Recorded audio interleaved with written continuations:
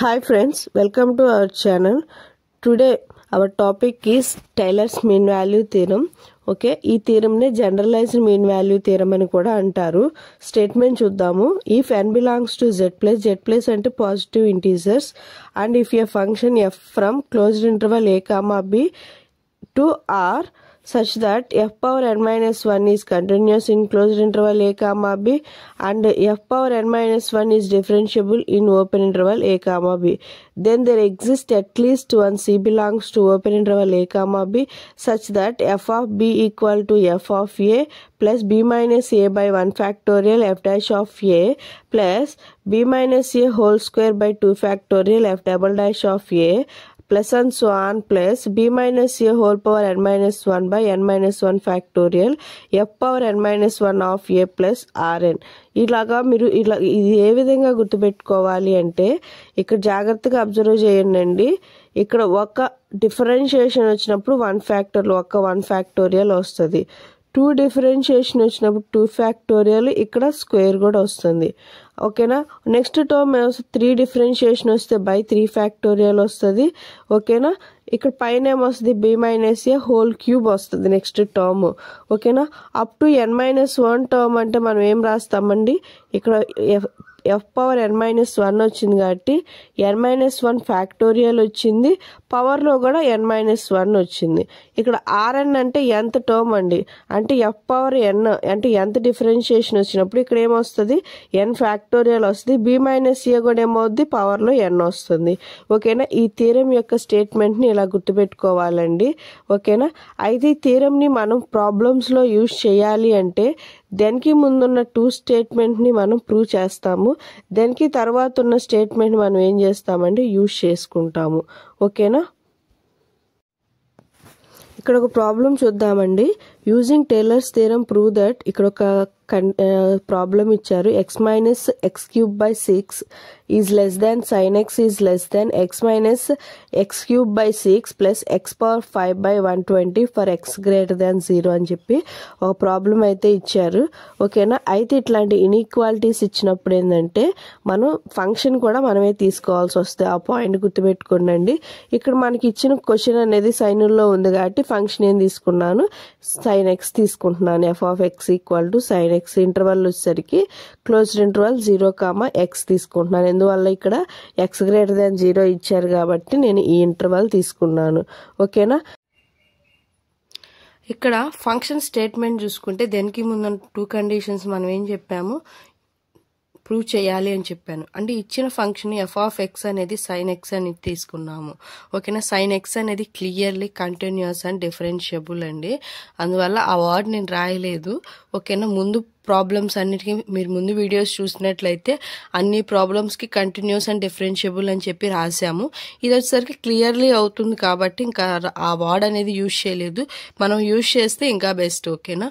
F అనేది clearly continuous and differentiable, continuous in close interval A comma B and differentiable in open interval A comma B అని చెప్పి clearly అని చెప్పి రాస్తాము. ఓకేనా.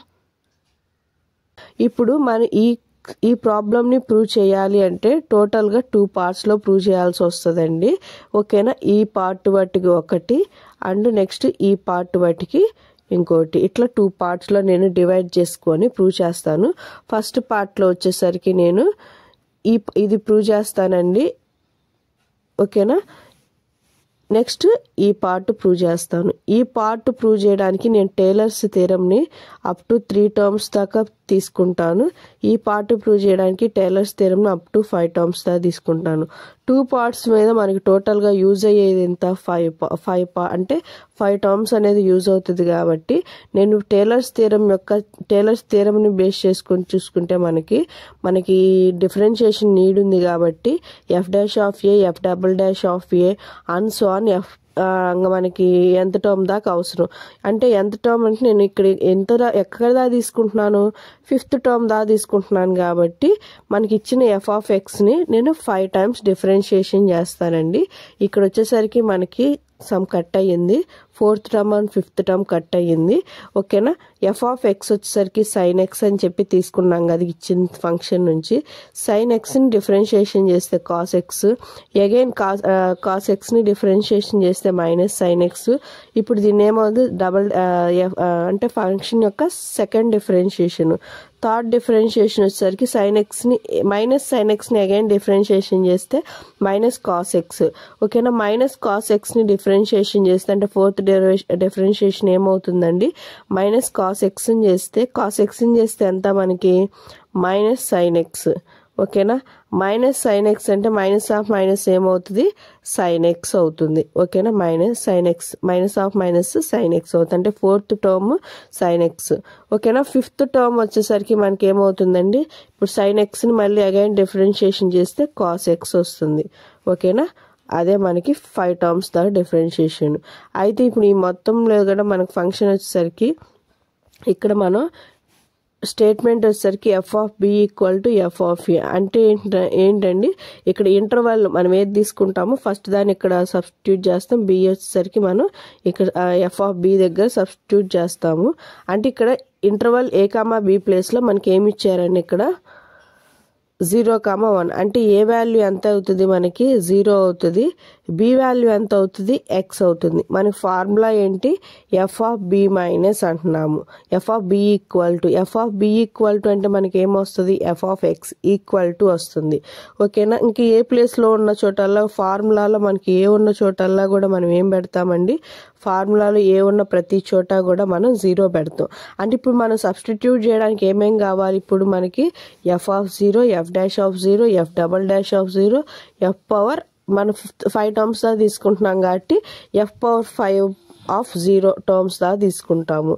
ఓకేనా, ఇక్కడ చూడండి అందుకనే మనం ఏం చేసాము F of 0, F dash of 0, F double dash of 0, F triple dash of 0, F 4th differentiation of 0, F 5th differentiation of 0 మనం చేసాము. ఓకేనా, ఇక్కడ టేలర్స్ థీరం యూజ్ చేశానండి. మనం పార్ట్ 1 దాంట్లో tailors theorem up to 3 terms దాకా మాత్రమే యూజ్ చేయాలి. ఓకేనా, అప్ టు 3 టర్మ్స్ దాకా యూజ్ చేస్తే ఫార్ములా ఇది. ఓకేనా, ఇప్పుడు దీంట్లో సబ్స్టిట్యూట్ చేసుకుంటే ఎఫ్ ఆఫ్ ఎక్స్ ఎంత అండి సైన్ ఎక్స్. ఎఫ్ ఆఫ్ 0 మనకి వాల్యూ ఎంత వచ్చిందండి 0 వచ్చింది. ఓకేనా, ఎఫ్ డాష్ ఆఫ్ 0 వాల్యూ ఎంత వచ్చిందండి మనకి 1 వచ్చింది. F double dash of 0 value ఎంత వచ్చింది 0 వచ్చింది. ఎఫ్ ట్రిపుల్ డాష్ ఆఫ్ మనకి సి అంటే ఎండింగ్ టర్మ్ ఇక్కడ బాగా గుర్తుపెట్టుకోండి. ఎండింగ్ టర్మ్ ఏదైతే ఉంటుందో మనకి అక్కడ సి రావాలి. ఓకేనా, ఇక్కడ ఎంత టర్మ్ వచ్చేసరికి మనకి అంటే ఏ బీల్ రాలేదు. ఓకేనా, సి టర్మ్ పెట్టాలి ఎండింగ్ టర్మ్కి. ఓకేనా, అందువల్ల నేను థర్డ్ టర్మ్తో ఇక్కడ ఎండ్ అవుతా ఉంటున్నాను కాబట్టి సి పెట్టాను. ఓకేనా, F triple dash of C మనకి ఎంత వచ్చింది మైనస్ కాస్ సి. ఓకేనా, దీన్ని క్యాలిక్యులేషన్ చేసుకుంటే sine X equal to X minus X cube by 6 cos C అని చెప్పేసి వచ్చింది. ఓకేనా, ఇప్పుడు వచ్చేసరికి ఒక ఇన్ఈక్వాలిటీ ఇట్లాంటి ఇన్ఈక్వాలిటీ ప్రాబ్లమ్స్ అన్నిటికి కూడా ఇలా ఒక కండిషన్ మనమే తీసుకోవాలండి. ఫంక్షన్ మనమే గుర్తుపెట్టుకోవాలి, ఇలాంటి కండిషన్ కూడా మనమే గుర్తుపెట్టుకోవాలి. ఓకేనా, ఇలాంటి కండిషన్ తీసుకున్నానండి. తీసుకున్న తర్వాత ఇక్కడ చూడండి కాస్ అంటే ఇక్కడ నాకు ఫైనల్గా ఈ టర్మ్ రావాలి. ఈ టర్మ్ వచ్చే విధంగా మనకి నేను మల్టిప్లై చేస్తాను. ఓకేనా, సబ్స్ట్రాక్షన్ చేసుకుంటాను, ఎడిషన్ చేసుకుంటాను అనేది మీ ఇష్టం. మనకి ఈ టర్మ్ రావాలి. అందువల్ల ఆ టర్మ్ ప్లేస్లో నేను సైన్ ఎక్స్ సబ్స్టిట్యూట్ చేసుకోవడం కోసం నేను సమ్ టర్మ్స్ని యాడింగ్ సబ్స్ట్రాక్షన్స్ మల్టిప్లికేషన్లు అలా చేసుకుంటాను. ఓకేనా, ఇప్పుడు నాకు కాస్ సి ఉంది. కాస్ సికి ఇక్కడ ఏముంది మైనస్ ఎక్స్ క్యూబ్ బై 6 ఉంది. అందువల్ల బోత్ టర్మ్ నేను ఏం చేస్తున్నాను మైనస్ ఎక్స్ క్యూబ్ బై 6ని నేను మల్టిప్లై చేస్తున్నాను. మైనస్ టర్మ్ వచ్చినప్పుడు మనకి ఏమవుతుంది లెస్ దాన్ కాస్త గ్రేటర్ దాన్ అవుతుంది. ఓకేనా, ఇప్పుడు చూడండి ఈ టర్మ్ వచ్చేసింది.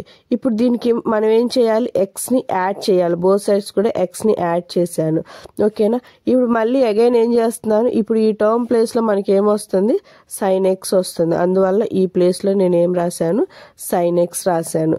ఓకేనా, sign X is greater than x minus X cube by 6 using 1. ఓకేనా,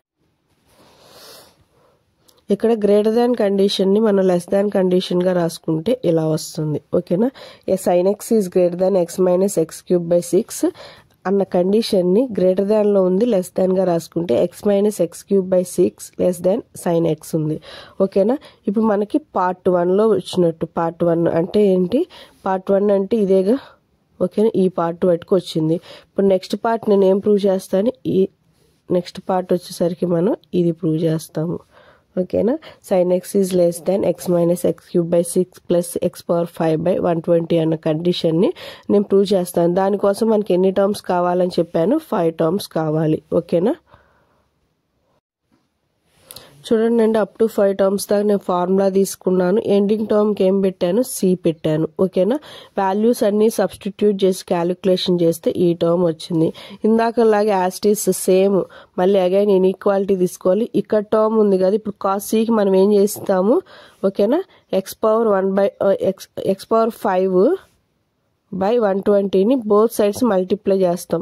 ఫైనల్గా మన కంక్లూజన్ వచ్చేసరికి ఇటు సైడ్ ఉన్న పార్ట్ని మనం యాడింగ్ చేసుకుంటాము, మల్టిప్లికేషన్ చేసుకుంటాం అనేది మీ ఇష్టం. ఇక్కడ ఏ టర్మ్స్ అయితే ఉన్నాయో ఆ టర్మ్స్ మనం ఇటు సైడ్ తెప్పించాలి, ఎందుకంటే మనకి ఆ ప్లేస్లో sin x మనం సబ్స్టిట్యూట్ చేయాలి కాబట్టి. ఓకేనా, ఇక్కడ మనకి ప్రింటింగ్ రాలేదండి, ఒక స్టెప్ మిస్ అయిపోయింది. ఆ వచ్చిన ప్లేస్లో మనం బోత్ సైడ్స్ యాడింగ్ చేసుకుంటా వచ్చి ఈ ఉన్న ప్లేస్లో మనం sin x సబ్స్టిట్యూట్ చేస్తే ఫైనల్ ఆన్సర్ మీకు ఇది వస్తుంది. ఓకేనా, ఇప్పుడు బోత్ మనకి ఇందాకలా ఫైండ్ అవుట్ చేసింది పార్ట్ 1, ఇది పార్ట్ 2. రెండు ఇన్ఈక్వాలిటీస్ని కలిపి రాసుకుంటే మనల్ని ప్రూవ్ చేయాల్సిన కండిషన్ అనేది మనకి ఈజీగా వస్తుంది. ఇంతవరకు వచ్చేసరికి పార్ట్ 1 కండిషన్, ఇంతవరకు వచ్చేసరికి పార్ట్ 2 కండిషన్. ఓకేనా, పార్ట్ 1 పార్ట్ 2 కండిషన్స్. మీకు ఈ వీడియో నచ్చినట్టయితే లైక్ చేయండి, షేర్ చేయండి అండ్ సబ్స్క్రైబ్ చేయండి. Thank you for watching.